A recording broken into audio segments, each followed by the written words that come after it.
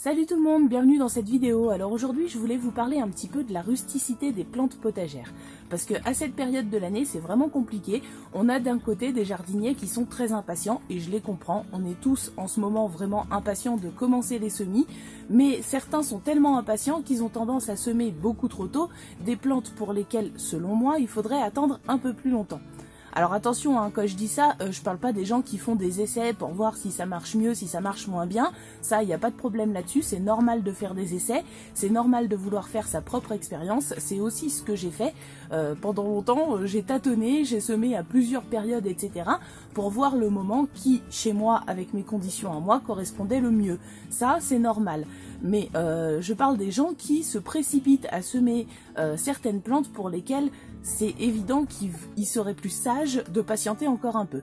Et d'un autre côté, on a des jardiniers, on va dire, un petit peu plus frileux, qui eux semblent penser que absolument toutes les plantes ont besoin de chaleur, de luminosité et surtout qu'il n'y ait plus de gelée et qui du coup vont semer très très tard des plantes qui pourraient être semées beaucoup plus tôt.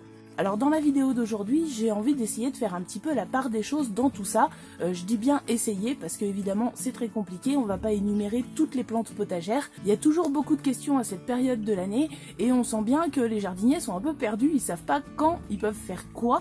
Et on a beau essayer d'expliquer les choses, j'ai l'impression que quelquefois c'est pas entendu. Alors je sais pas si c'est qu'on entend ce qu'on a envie d'entendre ou si c'est le syndrome YouTube où on écoute les 2 premières minutes de la vidéo et puis après on commence déjà à commenter avant même d'avoir entendu les explications de la personne en vidéo. Hein, c'est quelque chose que je vois régulièrement. Mais prenez le temps d'essayer d'écouter les informations que les jardiniers vous donnent, puisque on a de la chance sur YouTube d'avoir beaucoup de très bons jardiniers qui donnent de très bons conseils. Alors il se met à pleuvoir, je sais pas si on va entendre correctement ce que je dis, je vais essayer de parler assez fort. Je tourne, on verra bien ce que ça donne au montage, j'espère que ça sera pas trop insupportable. Bref, ce que j'essaye de vous dire, c'est essayer de prendre le temps quand même d'écouter ce que vous disent les différents jardiniers dans les différentes vidéos, parce que autant quelquefois il y a des bêtises parce que personne n'est parfait, autant il y a quand même beaucoup d'informations précieuses dans les vidéos et j'ai l'impression que ces informations ne sont pas entendues, alors que vous avez dans les vidéos beaucoup de clés pour réussir vraiment vos semis.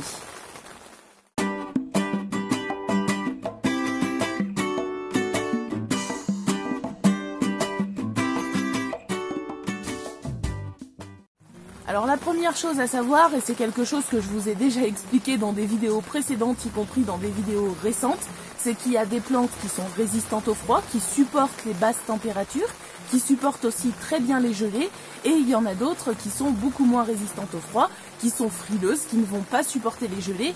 Et alors parmi les nombreuses questions qu'on m'a posées, il y en a une qui me demandait comment on peut savoir quelles sont les plantes frileuses et quelles sont les plantes qui ne le sont pas. Et là, j'ai pas de recette miracle. Alors bien sûr, d'une manière générale, les plantes gélives, les plantes qui ne supportent pas les gelées, ça va être les plantes exotiques qui sont originaires de pays dans lesquels ils ne gèlent pas. Hein, alors on peut citer les tomates, les poivrons, les aubergines, beaucoup de courges, courgettes, melons, pastèques, tout ça. C'est des plantes qui ne supporteront pas les gelées parce que en réalité elles sont exotiques, elles ne sont pas originaires de nos latitudes et donc voilà, on ne peut pas les cultiver tant qu'ils gèlent à l'extérieur. Après on va avoir des plantes qui sont résistantes au froid, soit parce qu'elles sont originaires de chez nous, en tout cas la plante à l'origine des variétés sélectionnées qu'on cultive aujourd'hui sont originaires de nos latitudes, soit parce qu'elles sont cultivées chez nous depuis tellement longtemps qu'elles se sont adaptées et qu'elles sont capables de survivre sous nos climats tout au long de l'année. Alors parmi les plantes résistantes au froid, on peut citer les laitues, les poireaux, beaucoup de choux, les épinards, les mâches, etc., etc. Il y en a plein. Ces plantes-là vont pouvoir être semées beaucoup plus tôt dans la saison, puisqu'elles ne craignent ni le froid ni les gelées, elles sont capables de lever à des températures assez basses, et donc on va pouvoir se permettre de les semer dès que la durée du jour atteindra environ une dizaine d'heures. Hein. Alors sur les vidéos où j'explique ce genre de choses, parce que c'est pas la première fois que je l'explique, j'ai soit des jardiniers qui me disent « Ah mais non, c'est faux, si on sème trop tard les tomates, elles ont pas le temps de se développer, on récolte au mois de septembre », Ça c'est faux. L'année dernière, j'ai semé mes tomates en mars comme tous les ans, et les premières que j'ai récoltées, c'était au mois de juin, hein, c'était pas au mois de septembre. Donc voilà, non, ça c'est faux. La seule chose qui va déterminer le moment où vous récoltez vos tomates, c'est le choix des variétés. Si vous choisissez des variétés hâtives, précoces, vous récolterez plus tôt que si vous choisissez des variétés tardives. Tout simplement, c'est pas plus compliqué que ça. Par contre, le fait de les semer au mois de décembre, quand la durée du jour est hyper courte, etc., là, pour le coup, ça va avoir un impact sur le développement de vos plants, et je vous garantis que vous ne récolterez pas avant ceux qui auront semé au mois de mars, hein. Ça c'est sûr et certain, parce que le développement des plants semés au mois de mars sera beaucoup plus rapide et dans de bien meilleures conditions que si vous les avez semés trop tôt. Vous aurez des plants qui seront beaucoup plus résistants, beaucoup plus vigoureux, et ça n'aura rien à voir avec des plants chétifs qui auront filé à l'intérieur, etc., parce qu'ils auront été semés dans des mauvaises conditions. Alors là encore, je précise que je parle ici des gens qui font leur semis sans éclairage artificiel, ce qui est mon cas. Pour ceux qui utilisent des méthodes de chauffage et d'éclairage artificiel, c'est un autre problème. Néanmoins, comme je l'ai déjà dit dans une vidéo précédente, j'ai vraiment l'impression de me répéter, pour obtenir un plant de tomate prêt à être planté en pleine terre au potager, il faut compter 6 à 8 semaines, et que vous ayez ou non un éclairage artificiel, ça ne changera rien au fait que vous ne pourrez pas le planter en pleine terre au potager tant que les risques de gelée ne seront pas écartés. Et ça, c'est la mi-mai dans la plupart des régions de France. Ça peut être un peu plus tôt dans le sud de la France.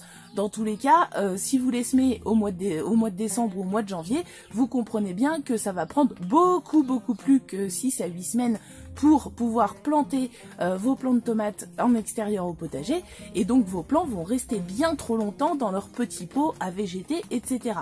Ça, c'est pour tout ce qui est plantes frileuses, pour lesquelles on doit attendre la mi-mai pour les planter au potager.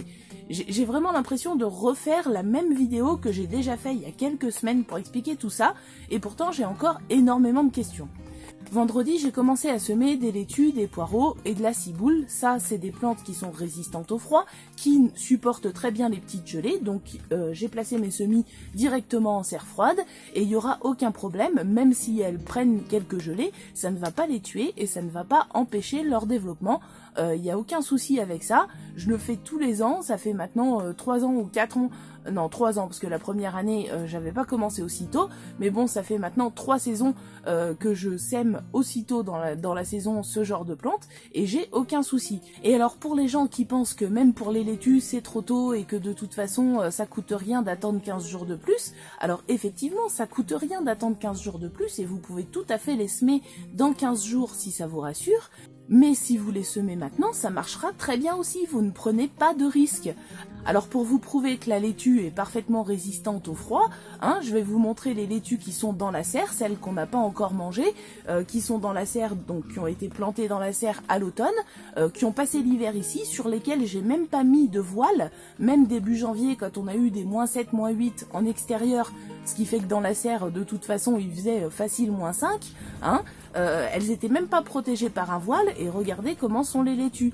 Vous voyez bien qu'il n'y a aucun problème, vous voyez bien qu'elles supportent parfaitement le froid. Alors quand vous arrivez le matin, effectivement, les feuilles sont un petit peu raplapla, et puis après, dans la journée, quand ça dégèle, elles reprennent leur forme normale, et il n'y a aucun souci, elles continuent à grandir. Ces laitues-là, elles continuent à grandir. J'ai aussi en godet, et vous les devinez là à côté de moi, des petites laitues qui ont été semées à la fin de l'automne, de mémoire ça devait être fin novembre je crois, que je garde en godet puisque je remplace au fur et à mesure les laitues que je récolte dans la serre par des nouveaux petits plants. Et ces laitues, je les ai pas protégées, j'ai même pas mis le couvercle des mini-serres par-dessus quand il a fait très froid, et vous voyez que elles sont impeccables quoi. Les plants, alors évidemment la croissance n'est pas fulgurante, c'est pas une croissance comme en plein été quand les jours sont longs, quand il fait beau, etc. Mais néanmoins ces laitues elles continuent à grossir, elles supportent parfaitement bien le froid et elles continuent à se développer doucement parce que la durée du jour est encore courte, mais aussitôt que la durée du jour va atteindre une dizaine d'heures et qu'il va commencer à y avoir des belles journées ensoleillées, ces laitues elles vont se remettre à pousser et on pourra en profiter très tôt dans la saison. Ça c'est des laitues, on va les manger au mois de mars.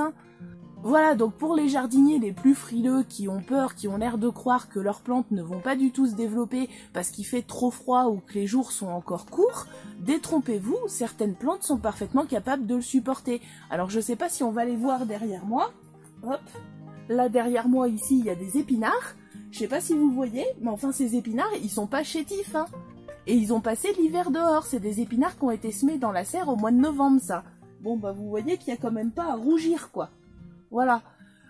Alors je sais que j'insiste et que je me répète, et ceux qui suivent régulièrement la chaîne vont se dire « Oh là là, mais elle nous répète toujours la même chose », mais si je le répète, c'est pas pour rien, c'est parce que tous les jours j'ai des questions de jardiniers débutants, ou au contraire de jardiniers confirmés, mais qui habituellement achètent leurs plants en jardinerie et qui veulent se lancer cette année dans les semis, notamment à cause des histoires de confinement, etc.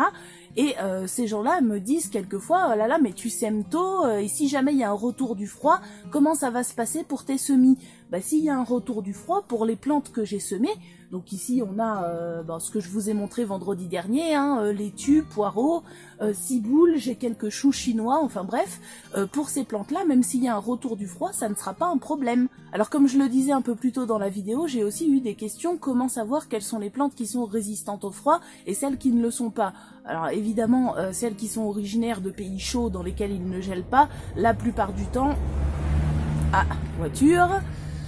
La plupart du temps, ces plantes-là sont gélives, elles ne supportent pas les basses températures, et si elles prennent une gelée, elles vont mourir. La plupart du temps, celles qui sont originaires de nos latitudes ou qui sont cultivées chez nous depuis très longtemps, sont plus résistantes au froid, ça je vous l'ai déjà dit en début de vidéo, mais après, au cas par cas, plante par plante, la seule chose que vous pouvez faire pour savoir si ces plantes-là sont résistantes au froid, c'est de vous documenter. Donc vous pouvez vous documenter à travers les vidéos, mais vous pouvez aussi regarder sur les sites de jardinage, il y a toujours des fiches de plantes par type de plante, etc.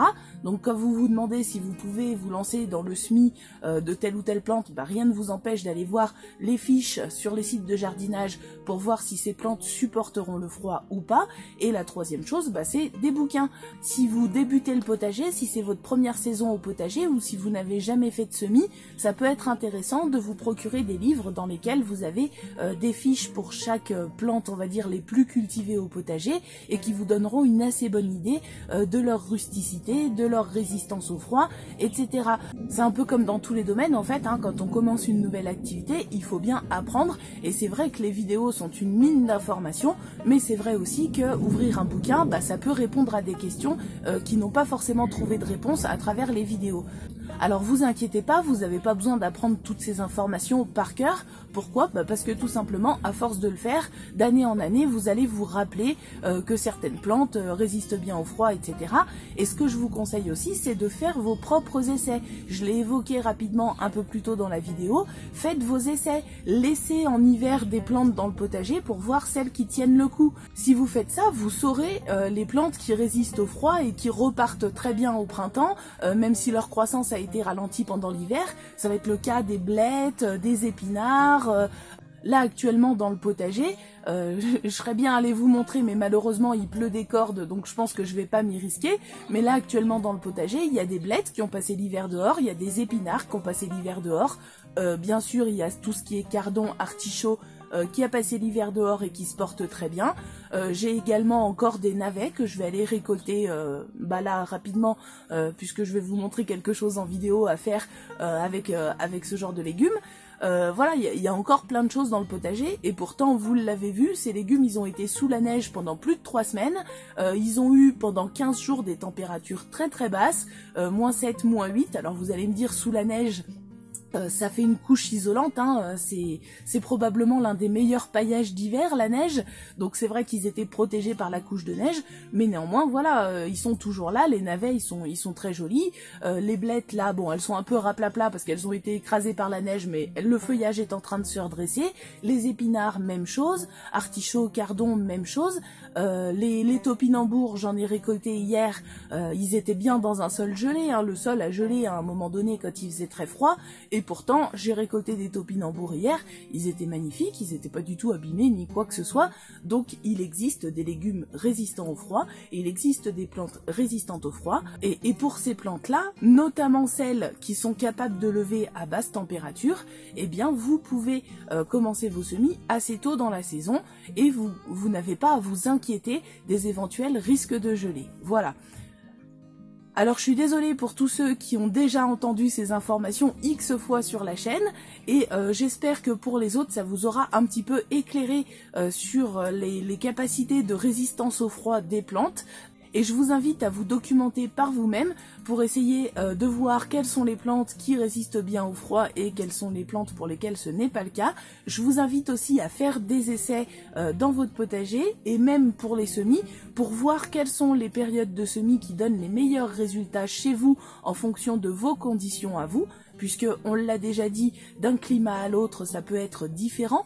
On n'a pas tous la même luminosité, on n'a pas tous les mêmes températures. Donc il y a beaucoup de paramètres à prendre en compte, ça je le comprends très bien. Ça peut être un peu compliqué et confus pour les débutants, mais là où vous apprendrez mieux, c'est en essayant par vous-même.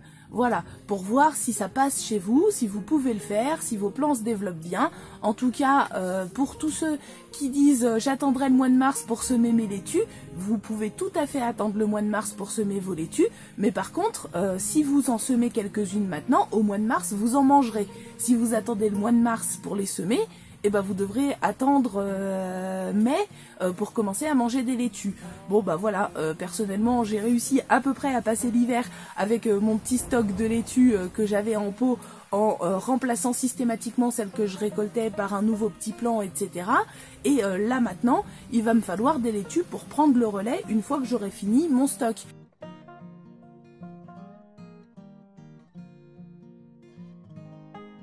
Semer en janvier, repiquer après 3 semaines plus tard, puisque ça pousse quand même encore lentement à cette saison, puis la plantation en pleine terre au mois de mars et la récolte dans le courant du mois d'avril. Et donc on a commencé à manger des laitues au mois d'avril, c'était celles qu'on avait semées au mois de janvier. Si vous les semez au mois de mars, c'est évident qu'au mois d'avril, elles seront pas encore prêtes à être mangées. Voilà, donc après il n'y a pas de souci, si vous avez envie d'attendre qu'il fasse meilleur pour vous remettre au potager, si vous n'avez pas envie de patauger dans la gadoue ou de sortir quand il fait froid, quand il pleut, quand il y a de la neige, je le comprends très bien, il n'y a pas de souci. Mais si vous ne le faites pas parce que vous pensez qu'il fait trop froid, eh bien je vous le dis, non, pour certaines plantes vous pouvez le faire, mais pas n'importe lesquelles, voilà. En plus, vous le savez, je suis plutôt du genre à vous dire attention, ne semez pas trop tôt, ne vous précipitez pas, etc. Donc vous vous doutez bien que les plantes que je sème maintenant, c'est parce que je sais qu'on peut le faire. Sinon je le ferai pas, puisque je suis toujours en train de vous dire ne vous précipitez pas. Voilà. Donc j'espère que cette petite vidéo vous aura aidé, qu'elle vous aura éclairé. Et je vous souhaite à tous une excellente semaine et je vous dis à vendredi pour une prochaine vidéo. J'espère quelques semis. Et sinon, ça sera probablement la préparation des légumes qui restent dans le jardin, puisque là, maintenant, moi, je veux commencer à libérer de la place, puisque dans le courant du mois de février, on va commencer à semer les pois, les fèves, etc. Donc là, je dois libérer de la place, et donc il faut que je sorte tous les légumes qui restent encore au potager, et donc je vais les préparer. Ça, on va en parler soit dans la vidéo de vendredi, soit dans une prochaine vidéo.